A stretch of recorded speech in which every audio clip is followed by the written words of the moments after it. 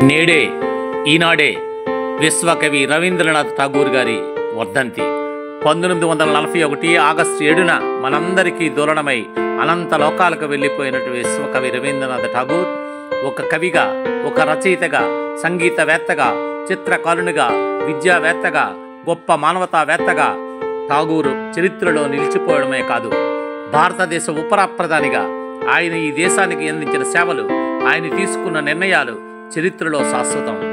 మాతృభూమి, మానవ సంబంధాల పట్ల అచంచలమైన నమ్మకం, ప్రామాభిమానాలు కలిగిన విశ్వకవి రవీంద్రనాథ్ ఠాగూర్ గారు ఆసియా ఖండంలో మొట్టమొదటి భారతీయుడిగా నోబెల్ బహుమతిని అందుకున్నారు.